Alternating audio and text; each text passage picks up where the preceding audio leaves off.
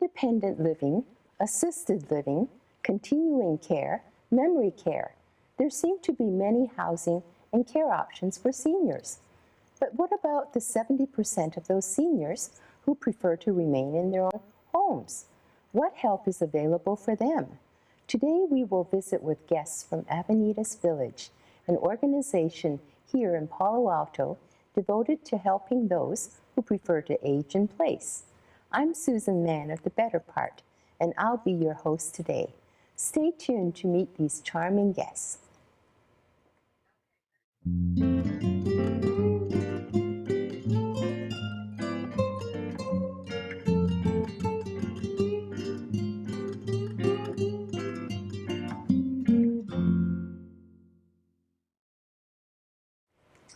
We have three wonderful guests today. Erica Thomas, who is the director of Avenidas Village, and Richard Smallwood and Kayleen Miller, who are members and volunteers at Avenidas Village. Erica Thomas is a Bay Area native who went to Southern California for her college and graduate school studies. In her first career, she spent over 10 years in Africa supporting English literacy and health programs. On returning to the U.S., she entered the senior services field and has been managing nonprofit senior programs for the past 8 years, focusing on social development and community support for seniors. Our next guest, Richard Smallwood, has a very impressive, high-powered Silicon Valley resume. Born in Ohio, Dick has a doctorate in engineering from MIT. After a stint in the Air Force, he moved to Palo Alto, where he worked at Stanford University on the engineering faculty for 15 years before joining the famous research institute Xerox PARC. In the best Silicon Valley tradition, he left to join a startup company, a management consulting company, which was later sold to PricewaterhouseCoopers. Dick then went on to found a startup company where he is currently on the board of directors. Our last guest is an independent-minded Midwesterner. Born and raised on an Oklahoma wheat farm, Kayleen Miller obtained a Bachelor of Science degree from the Oklahoma State University. She has worked in administration positions in such powerful, diverse companies as Texas Instruments, Waste King Management, and Stanford Research Institute International before retiring. Welcome to you, Erica and Dick, if I can call you Dick, and Kayleen. You are our village people. Erica, I'd love to ask you about Africa, but I'm going to ask you about Avenidas Village instead. How did it start? Could you tell me more about it? The origin of the village movement was a group of neighbors in Beacon Hill, Massachusetts. They decided to join together to support each other at home because they didn't want to move out of their homes and their neighborhoods. I see. So they wanted to age in place, right? Exactly. Oh, I see. A series of focus groups was held in order to gauge interest in a variety of services. And while the results are still being compiled, Reese notes that most fall into three broad categories: healthcare, help around the house, and social activities. So in healthcare, obviously, people are looking for the ability to obtain assisted living care, the ability to obtain even medical provisions in their home, and medical equipment, and also prescriptions.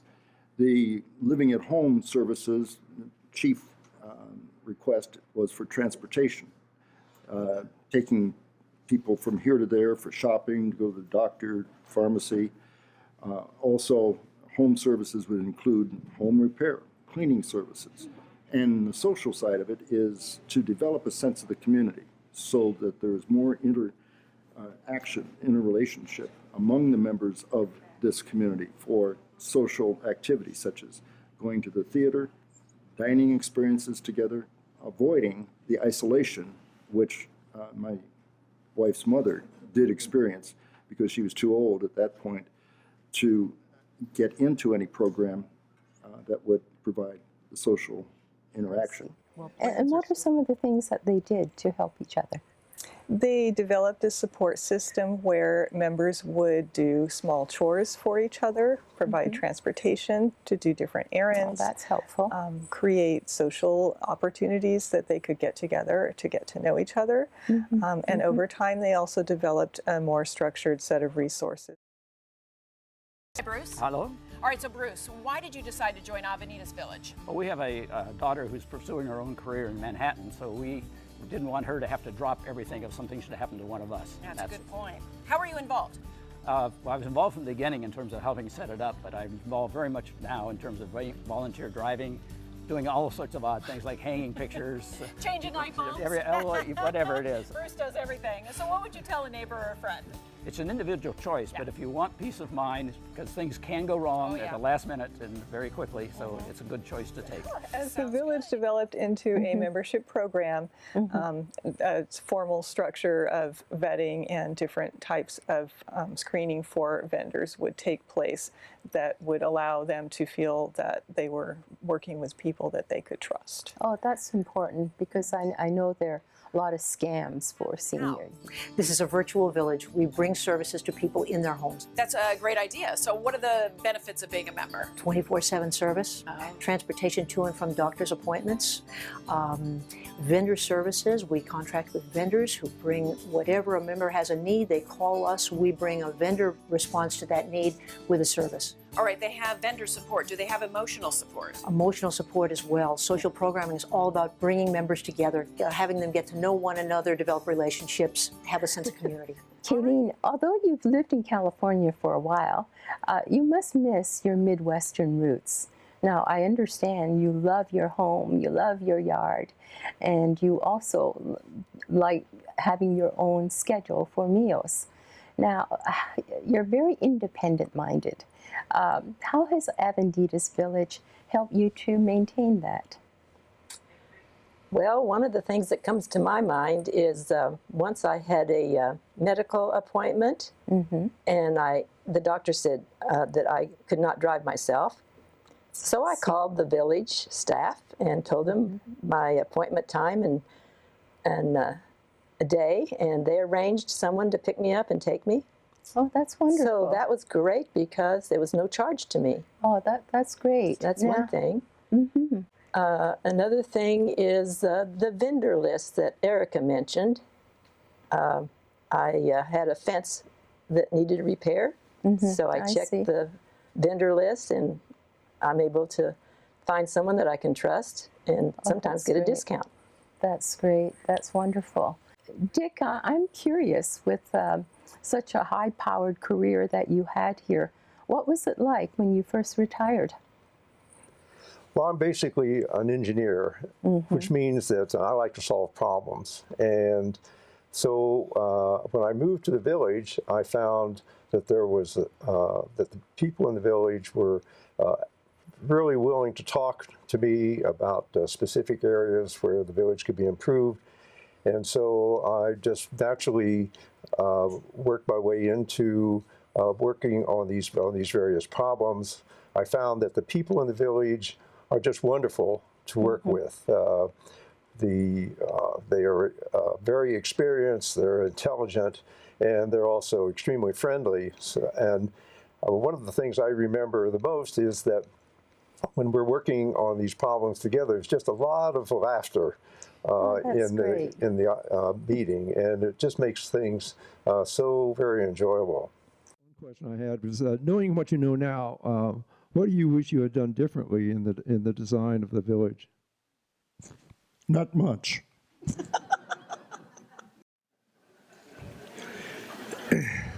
You may remember the comments made by the wonderful violinist Misha Elman on his 70th birthday. He said, "When I made my debut at 12, he said, in Berlin, people used to say, 'Isn't he wonderful for his age?' And now they're beginning to say the same thing again." You've always been a passionate volunteer. I know in the past you've volunteered in education, in mental health, and in also family services. Why is it important for you to volunteer? It's my way of giving. Oh, And we that's all know wonderful. that in giving, you receive much more. Oh, And that's very rewarding when you meet all these nice people, you work with them. I just learned so much from that. That's my reward. And so I feel that volunteering is my purpose in life. Dick and Kayleen, I know both of you are on the Avenidas Advisory Council. First of all, Erica, could you tell me what the council is all about? Why is it that you feel that professionals like you needed the input from the seniors? Well, in fact, I would phrase that the opposite way because the village model is created and directed by the members themselves. Oh, The, wonderful. the advisory council exists to direct the activities and programs of the village, and then the staff is in place to ensure that those things get carried out. I see. So what are some of the things that they would deliberate on? Dick? Yeah. Well, we have a lot of committees, as I mentioned earlier, and the chairman of these committees is generally also a member of the advisory council. The other important thing that the advisory council does is that we sort of govern the program of activities and services that the village provides its members. And so it's a very active group. It's our meetings are actually quite enjoyable. We have a good time together as we are working on helping the village get along. What are some of these committees? Could you tell me what some of the committees are? I belong on the Expanding Choices Committee. Oh, that's exciting. What is that all about? Well, you know, I joined about a year and a half ago, and I knew that I needed to join and get active and be a part of it. So that was the one that interested me. And so Expanding Choices does do a lot of planning of programs for the members. For instance, one was how to fill out the help directive. Oh, I see. And the other one was having speakers come and talk about the new law that California passed about options for choices at the end of life. I see. And so we get together and plan meetings that people would enjoy as they aged, the problems. Right. For instance, a program on falling. What can we do? I bet where you are, too, in Palo Alto, there must be a number of really great speakers you can get to talk about those. You're so right. You're so right. Okay. We're so lucky. Oh, that's great. What are some of the other committees? Well, one of the most important committees is, because I'm the chairman, of course, is the clusters committee. We have divided the geographical area that where our members live into a set of regions or neighborhoods. I see. And each of these, we call them clusters. Each of these clusters get together once or twice, or once, 2 or 3 times a year, maybe. And they have their own program. They invite speakers. They have active discussions about village matters and that sort of thing. So it's a very important part of the village. Right. Now, there's a wide area in which the village operates, right? Yes. Yes. So that's why it's important to have these clusters. Yes, correct. So I know, Kayleen, you're down in Menlo Park, and you're in Palo Alto, Dick. Tell me, what's the area that the village operates in? We operate in Palo Alto and pretty much all the adjacent cities. I see. That pretty much covers the region, and within that area we have had between 300 and 400 members typically. I see, I see. So you feel more of a neighborhood with the clusters. Yes, it really develops connections between the people who live near you, so that if you need something, you can call on a neighbor who is a villager to maybe help with a small chore or ride share with you to an event. I see. Oh, that's great. Will you be expanding soon, coming to, say, Cupertino, where I live? Not immediate plans for that, but anyone can inquire if they are within our boundary areas, and we'd be happy to address that. We're always working to try to get new members into the village. I see. Now, are you on the membership committee too, or? Actually, You seem to run Eric and I everything. are the committee for membership. So. I see. Well, that sounds like a lot of fun. Kayleen, now you've made a very special contribution to Avenidas. Could you tell us about that? Oh, you're talking about the walking? Yes, I'd love to hear more about it. The interest group that's walking? Yes, about less than a year ago, they asked me to volunteer. Well, I volunteered to, They asked you to organize. volunteer.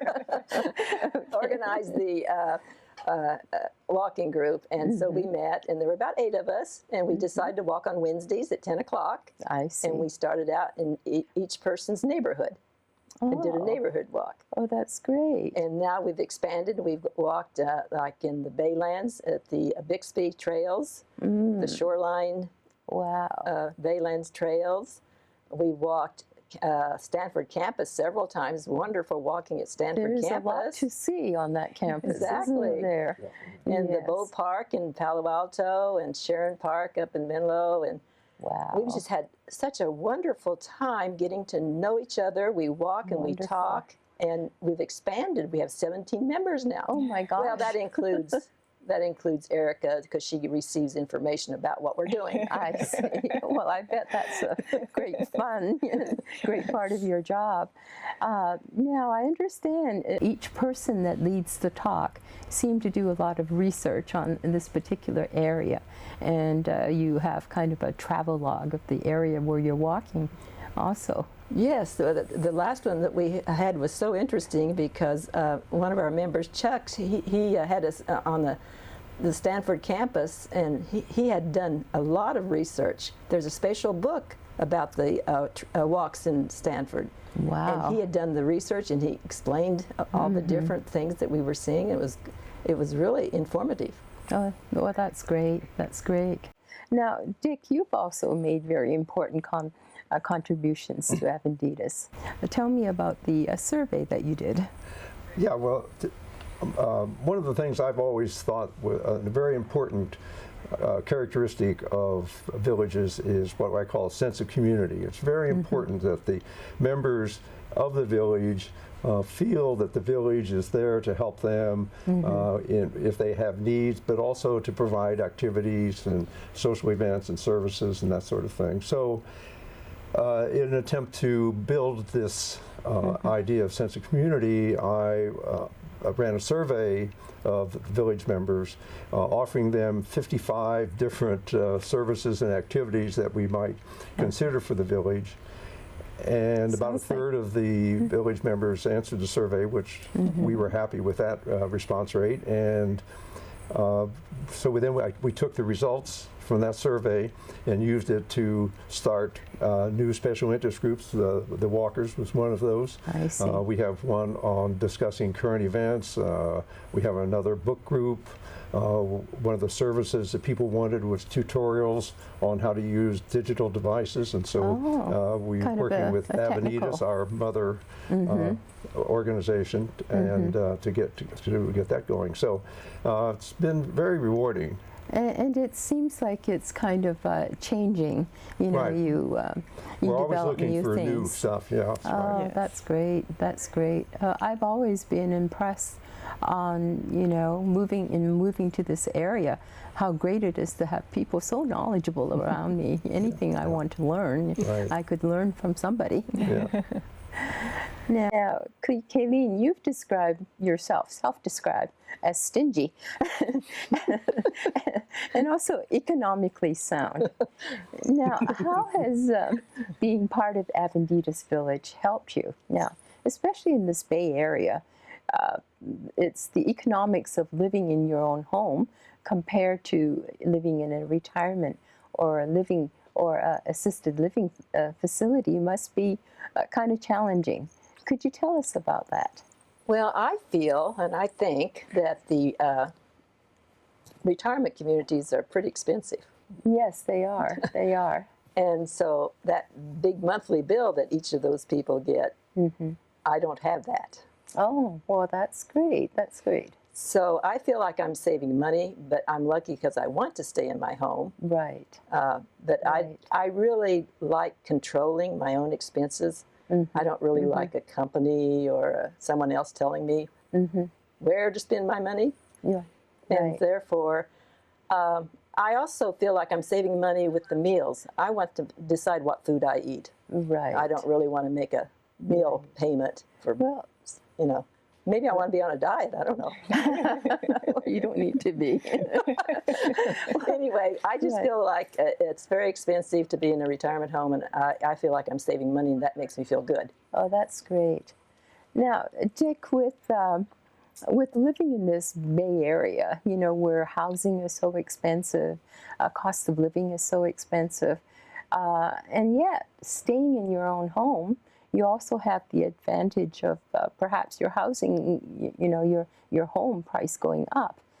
Has anyone ever done any analysis of what it's like to I have not familiar with any analysis, but it's pretty obvious that Proposition 13 in California Right. Has sort of given people a big incentive to stay in their own home. Well, could you tell us what Proposition 13 is? Well, basically, it's a cap on tax rate, on your tax rate, and so The property tax rate. yeah, property. So as your property increases in value, the taxes don't go up proportionally; they only go up by a fixed percentage. And so, Oh, that's people in Palo, many people, maybe seniors in Palo Alto, are living in homes that are very expensive if they were to sell them. But their actual income is not very great, and so doesn't rise as fast no. as that. And right. so the village is a perfect place for them because if they go to a retirement community, they'll be spending $5,000 to $8,000 a month Whoa.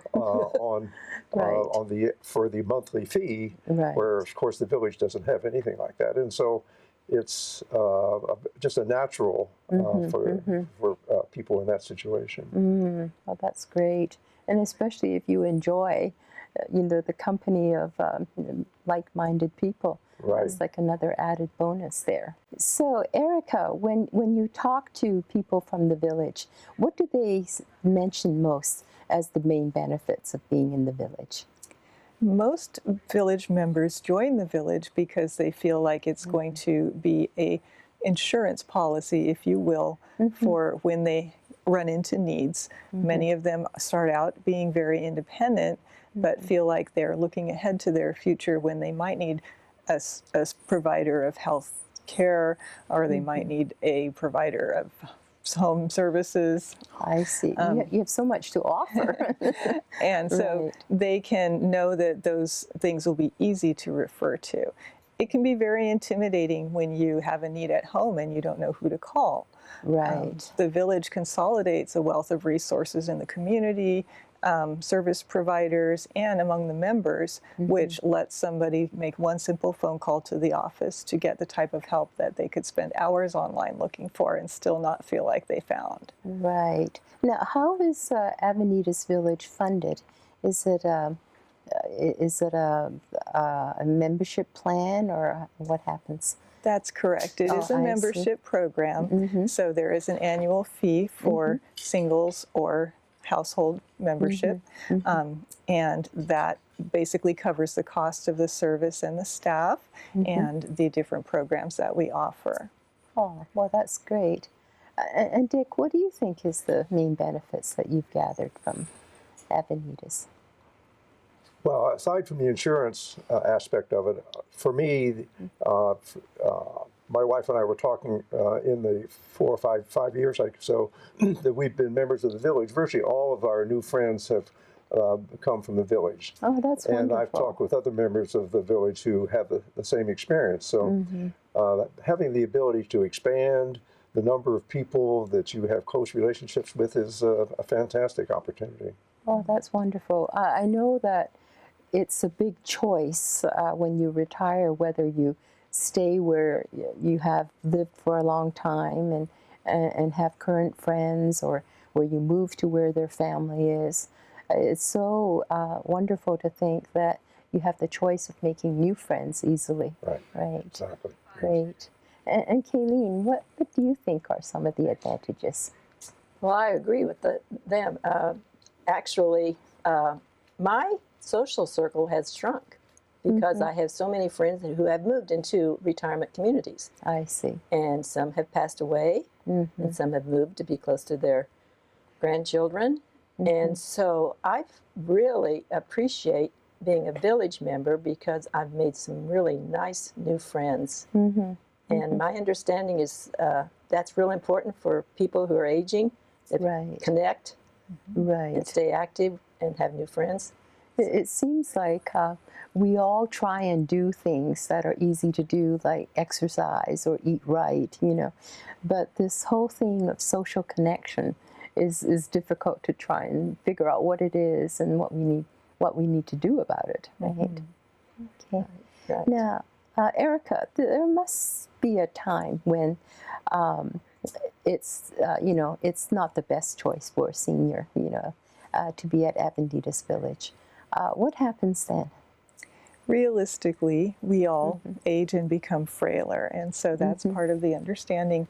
When people join the village, many of them see it as a way of prolonging their time at home. Right. And then having the option later on to move into a different level of care. If a person's needs seem to be greater than what the village can support for people who are mostly independent, then we would sit down with them, with hopefully their family members, and try to work out a plan to make sure that they can then access more care or more services that will support them where they are. I see. Well, especially now that we're all living a lot longer, and there are a lot of people living into their 90s or 100-year-old, right? Yes. Oh, well, And that's wonderful. Many of our villages are up in their 90s and still active and still taking part in the programs. Oh, that's great. Well, I'm sure an Avenidas Village have contributed to making their life a lot happier, you know. That's wonderful. Thank you so much for being our guests today, Erica and Dick and Kayleen. Thank you, Erica, Dick, and Kayleen, for giving us such a vivid picture of what a happy retirement can be like. We thank you, viewers, for joining us today and hope to see you next week on The Better Part.